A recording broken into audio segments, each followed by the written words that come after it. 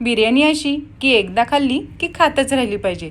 चला तर मग आज बनवूया आपण महाराष्ट्रीयन पद्धतीने ठेचा चिकन दम बिर्याणी.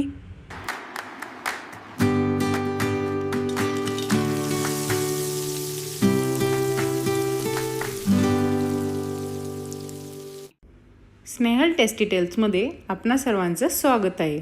चला तर मग बिर्याणीसाठी लागणारे साहित्य आपण बघून घेऊ. तर बिर्याणीसाठी लागणारे साहित्य आहे चिकन. हे गावरान चिकन आहे 1 किलो. बासमती तांदूळ हा 500 ग्राम आहे.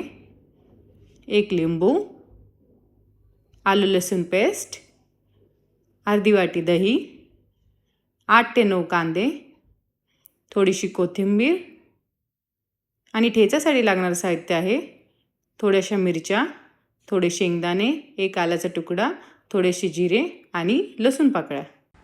चिकन व्यवस्थित धुवून घेऊन त्यामध्ये आता आपण 1 चमचा हळद, चवीप्रमाणे मीठ, थोडीशी कोथिंबीर आणि अर्धा लिंबू पिळून घ्यायचा आहे.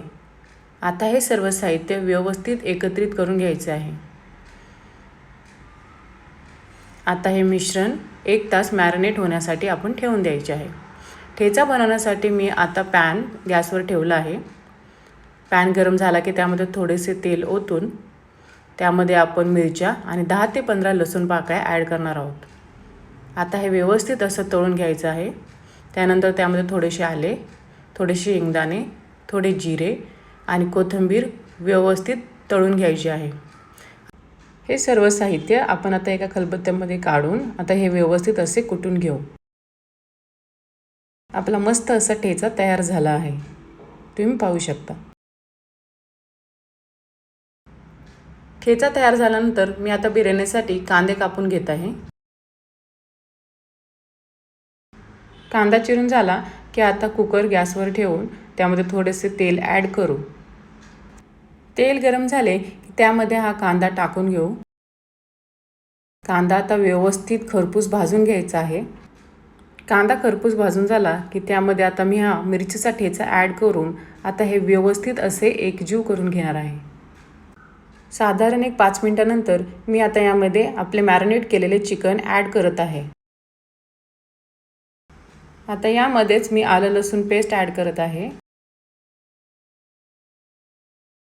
थोडीशी कोथिंबीरही ॲड करत आहे. आणि आता आपण अर्धी वाटी ठेवलेले दही ही आपण यामध्ये टाकून घेऊ. हे सगळं व्यवस्थित एकत्रित करून घेऊन मी त्यामध्ये आता अर्धा तांब्या गरम पाण्याचा ॲड केला आहे. आता आपण याच्या कमीत कमी 4 ते 5 शिट्ट्या काढून घेऊ. बिर्याणीसाठी आता आपण तांदूळ शिजवून घेऊ. यासाठी मी काही खडे मसाले ॲड केले आहेत.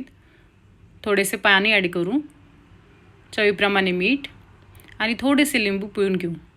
आता ह्यामध्ये मी हा बासमती तांदूळ ॲड करत आहे. साधारणपणे 5 शिट्ट्यानंतर मी आता गॅस बंद केला आहे. तुम्ही पाहू शकता चिकन आपलं व्यवस्थित शिजलेलं आहे. बिर्याणी बनवण्यासाठी आता मी हे भांडे घेतले आहे. या जागी तुम्ही कुकरचाही वापर करू शकता. आता यामध्ये थोडेसे तेल ॲड करून मी हा कांदा व्यवस्थित असा तळून घेणार आहे. कांदा तळत आहे तोपर्यंत आपण हा तांदूळ व्यवस्थित शिजला आहे का नाही ते चेक करू. 80% तांदूळ आपला शिजला आहे.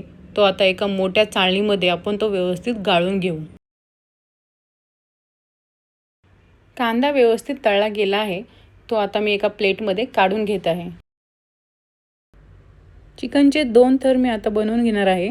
त्यासाठी मी चिकन भांड्यात ॲड केलं आहे. त्यावर थोडीशी कोथिंबीर टाकून घेऊ. नंतर हा शिजवलेला भात त्यावर व्यवस्थितरित्या पसरवून घेऊ. भात पसरून झाला की त्यावर थोडीशी तुपाची धार मी सोडली आहे. थोडासा तळलेला कांदा मी ॲड केला आहे. थोडीशी कोथिंबीर ॲड केली आहे. ह्यावर मी भाताचा दुसरा थर पसरवून घेत आहे. व्यवस्थितपणे आपण भाताचा दुसरा थर यावर पसरून घेऊ. त्यानंतर मी त्यावर थोडासा तळलेला कांदा ॲड करत आहे.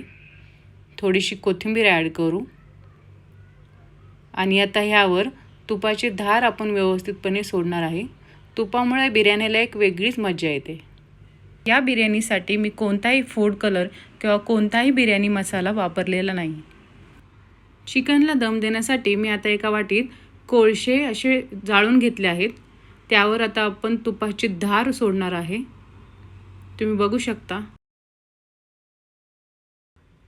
साधारण एक 20 मिनिटानंतर मंद आचेवर ही बिर्याणी मी व्यवस्थित शिजवून घेतली आहे. तुम्ही पाहू शकता मस्त अशी बिर्याणी तयार आहे आणि भातही एकदम सुटसुटीत झाला आहे. तुम्ही ही बिर्याणी बुंदी रायता किंवा कोशिंबीरसोबत खाऊ शकता. चला तर मग अशाच नवीन नवीन रेसिपीसाठी स्नेहल टेस्टी टेल्सला फॉलो करा, लाईक करा, शेअर करा आणि सबस्क्राईब करा. धन्यवाद.